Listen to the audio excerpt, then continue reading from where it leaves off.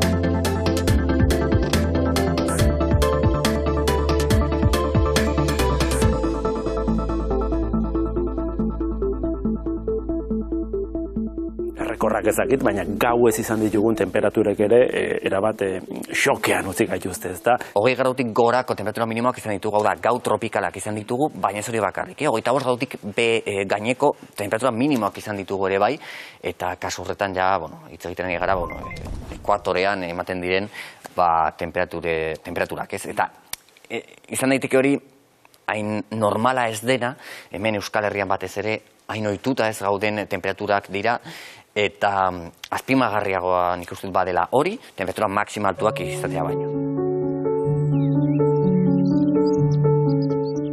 2022ko udaran izan diren temperatura altuek badute azalpena. Penintsularen mendebaldean kokatutako depresioak Afrikako haize beroa bultzatu du penintsulara. Haize hori, udarako egun luzeetako eguzkiak berotu egin du, termometroak are gehiago altxatuz. Egoera atmosferiko hori egun askotan errepikatu da, eta udara honetako 3 beroaldiak izan dira horren ondorio.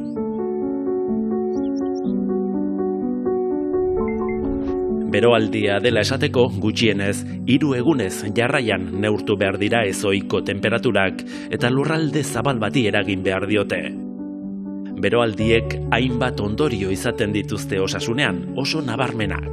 2000 eta 2020 urteen artean munduan 35 beroaldi zenbatu zituzten eta 157.000 hildako utzi zituztela ondorioztatu dute.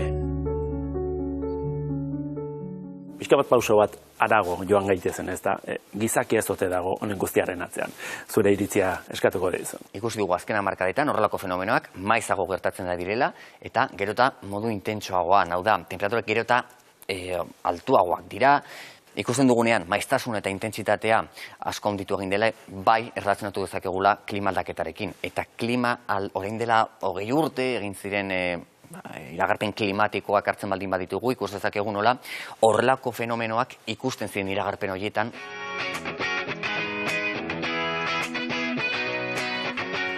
Atzera bueltarik ez du, neurri gogorrak hartu arren, temperaturek gora egingo dute. Zenbat? Ahalik eta gutxien igotzea da helburua. Hala ere, beroari aurre egiteko prestatu beste erremediorik ez dago, eta hiriak egokitu egin beharko dira. Egokitzapen hori diseinatzeko Euskal Herriko hiriek Teknaliaren laguntza izan dute.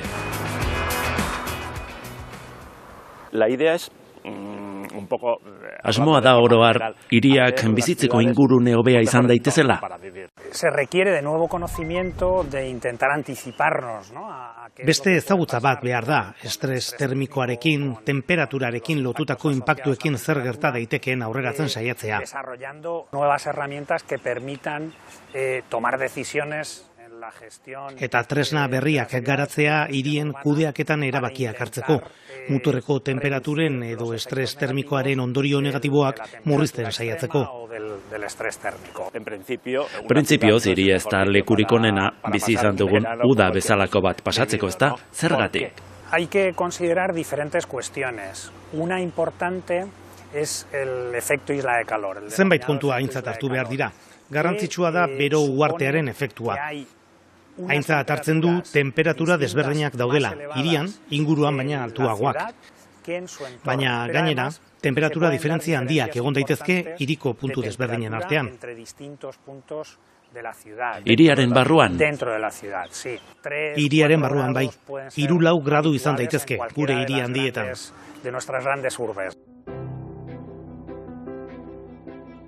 Hiriko auzo batzuen eta besteen arteko temperatura aldea 3 faktoreren araberakoa da. Eremu berdeen azalera da horietako bat. Berdeguneek temperaturari eusten laguntzen dutelako. Hiri diseinuak ere eragiten du. Haizea eta brisa izatea erraztu edo eragotz baitezakete.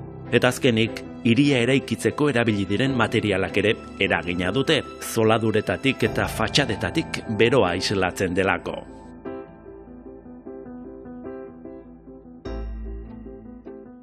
Prest egon behar da, eta hor sartzen zarete zuek etorkizuneko hirietan pentsatu behar dutenei aholkua emateko. Nire ustez lehenengo gauza garrantzitsua da etorkizuneko hiriak desberdinak izango direla.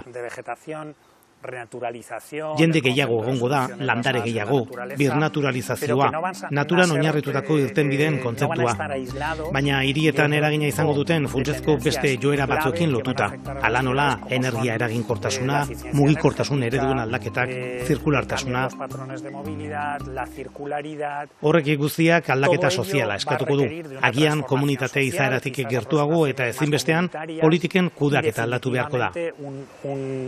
Un cambio en la gestión de las políticas.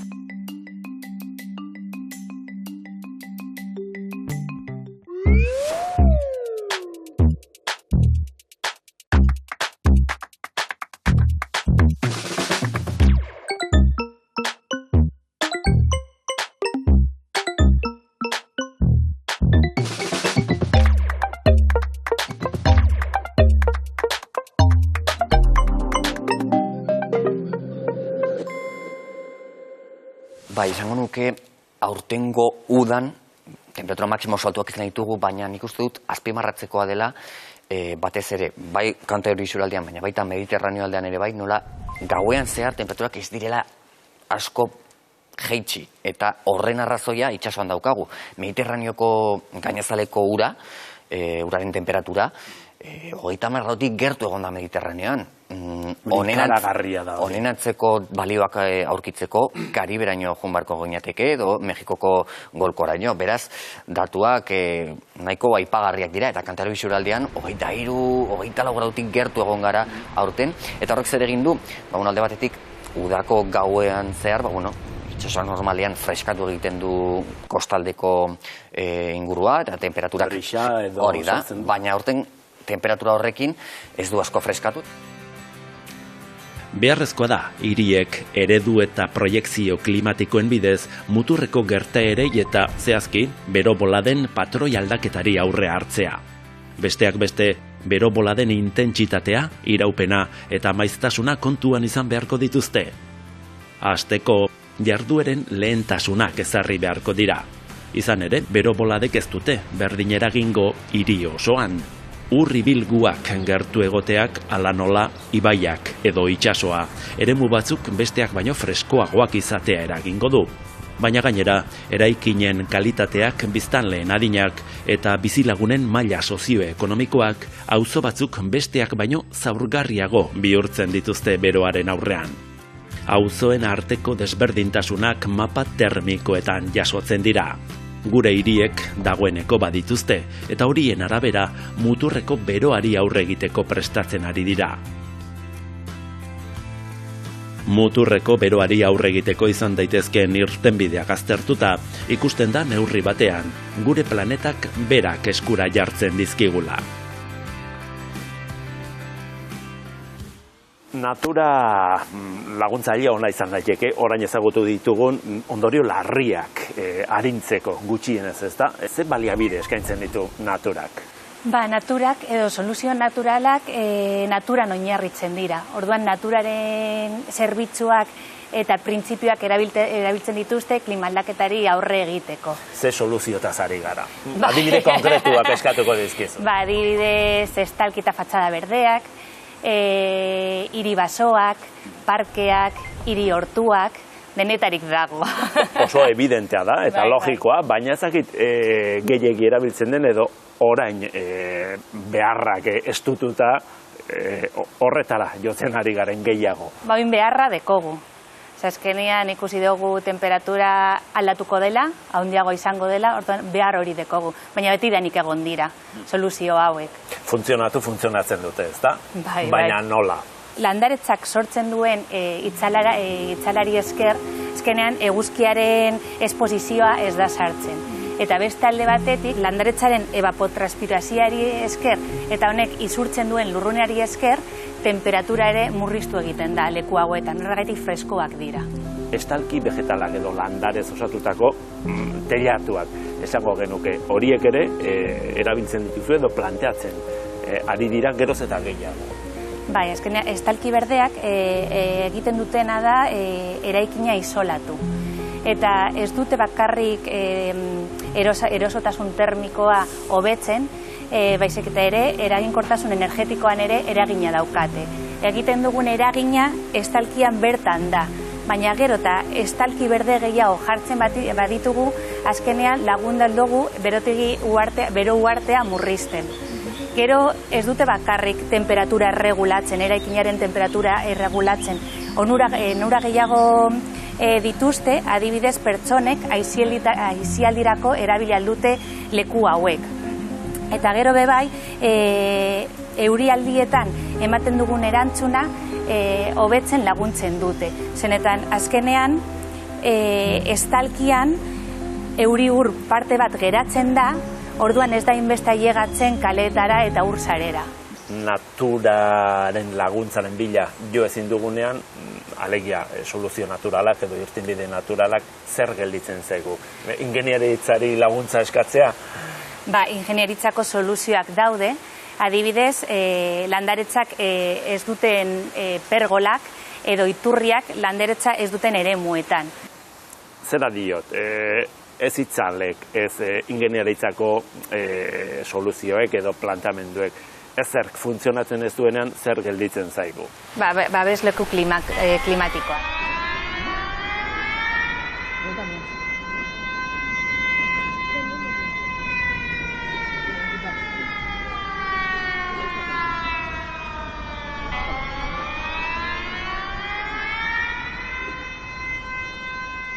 Babesleku klimatikoa. Bai, ez nuen ezagutzen horrelakorik existitzen zenik, entzungaben nuen inoiz. Guk horien dela denbora gutxi arte, benetan ez genuen ezagutzen, baina, gingia aldaketa klimatikoaren lanean ibili gara azken urtetan, eta, ja entzun genuen, adibidez Parisen ibili ziren, eta batez ere Barcelonan ere, gu baino bezkatxo bat aurrerago aurkeztu egin dituzte, eta gu lanean ari gara azken 2 urtetan. Kanpoan bero dagoenean, badago jende bat bereziki horrelako lekuen beharra duena.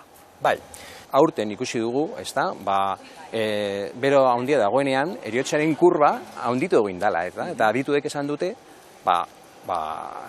aldaketa klimatikoaren edo bero handia dagoenean, eragina handia dauka.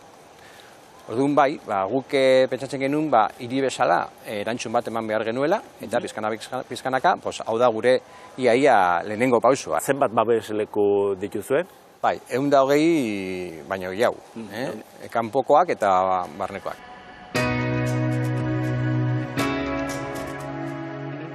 Elizak, merkatalguneak, parkeak, udal azpiegiturak, 130 babesleku klimatikoen artean oso mota ezberdinetako eraikin eta guneak aurkitzen dira.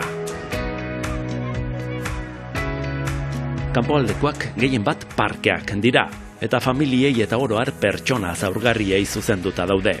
Izan ere, bero handia egiten duen egunetan, etxeak ere berotu egiten dira, eta parkeek erosotasuna eman ez ezik, aisialdirako aukera ematen dute.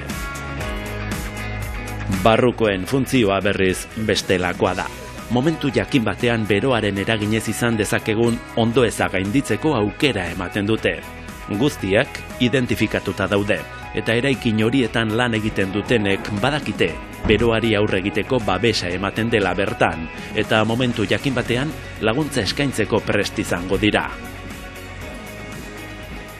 Meteorologoen funtzioa ez da bihar txaketa jatzin beharrote du da, aterkia hori ere bai.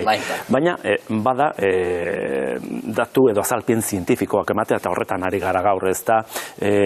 Garrantzitsua da, zuek irakurketa egitea orain egiten ari garen bezala, erabakiak hartu behar dituzenek erabakiak hartzeko, adibidez.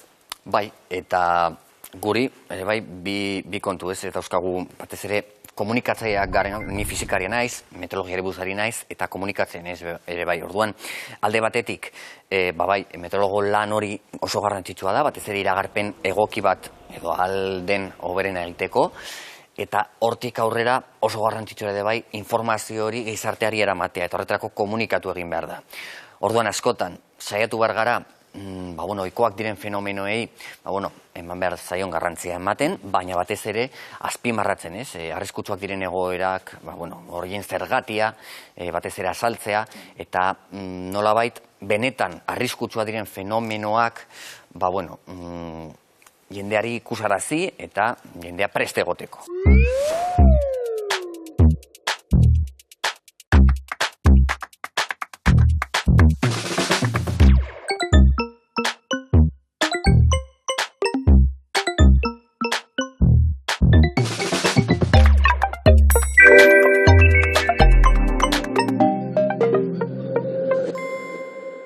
Zer zaugarri bete behar ditu babesleku klimatiko batek?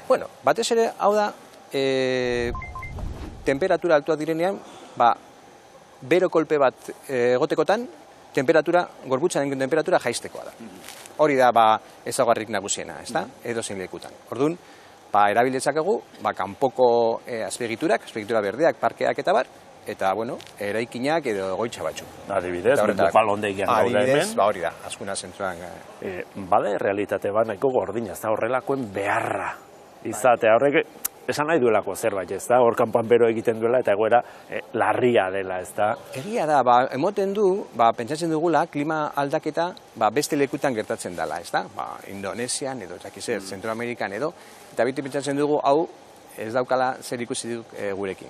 Baina egia esan hau ere bada sensibiliatzeko modu bat. Klima aldaketa gure artean dago ere, eta gogoan izan behar dugu. Hirietako zein herri txikietako hiriguneetan beroaren eragina antzekoa da. Hala ere, landa eremuetan beroak beste arrisku batzuk ere sortzen ditu, eskualde horien ezaugarriekin zerikusia dutenak. 2022ko udan Nafarroan izandako suteek argi eta garbi erakutsi dute landa eremuetan bero boladek sute arriskua handitzen dutela. Biodibertsitatea galtzea, ekosistemak aldatzea eta nekazaritzan eta abeltzaintzan galera ekonomikoak izatea dira, halaber, beroak landa ingurunetan eragin ditzakeen beste kalte batzuk.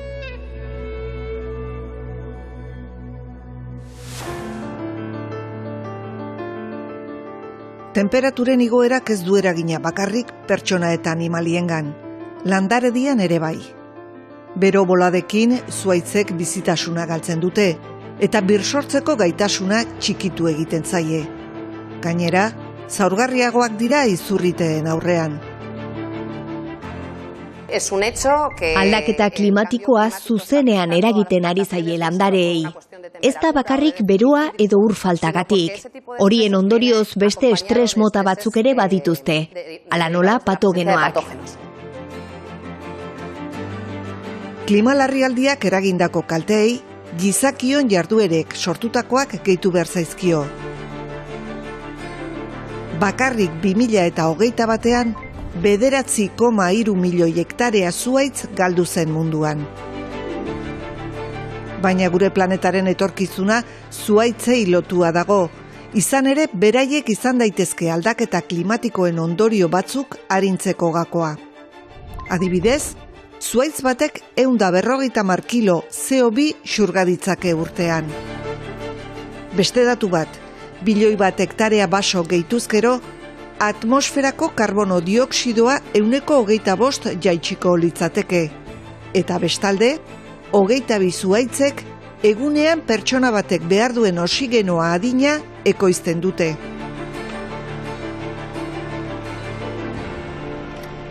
Baso azalera berreskuratzea urrats garrantzitsua izango litzateke klima krisialdiari aurre egiteko. Hori da hain zuzen Neikerrek parte hartzen duen Multiforever proiektuaren helburua. Basoen osasuna bermatzea datozen urteetarako.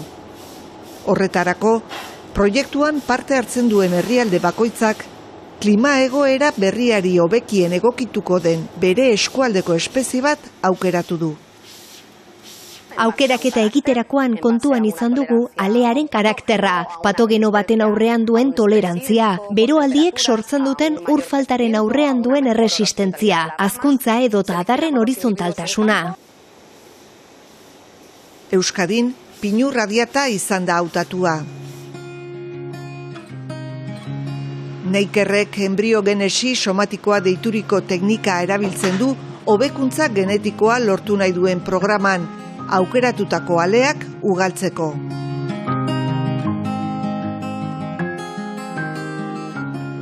Embriogenesi somatikoaren bitartez lortzen duguna da landare baten zelula somatiko batetik, hau da zelula arrunt batetik, embrioien ekoizpenera zuzenduta ez dagoen zelula bat, nolabait bere bidea, bere hildotik desbideratzea, da zelula hori embrioien ekoizpenera zuzentzea.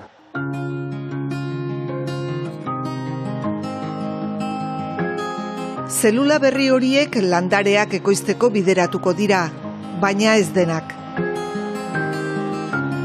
Parte bat, -80 gradutan izoztuko dira, aldatutako aleak landaketetan ematen duten emaitza ikusi arte.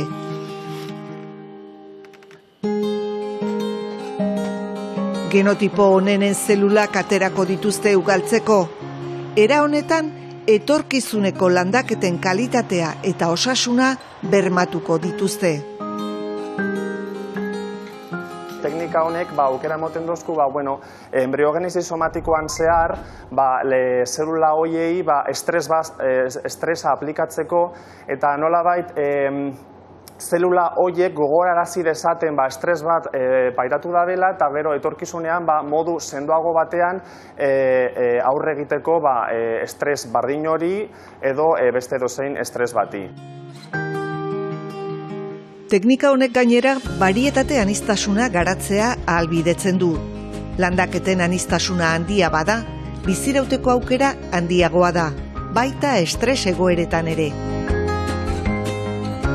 Embriogenesi somatiko bidez lortutako landareak bero eta ur falta estres egoeratan jartzen dituzte mintegietan, eta duten erantzun maila neurtzen dute.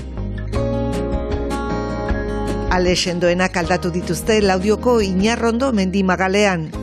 Denborak erakutsiko du klima baldintza berrietan bizirauten duten.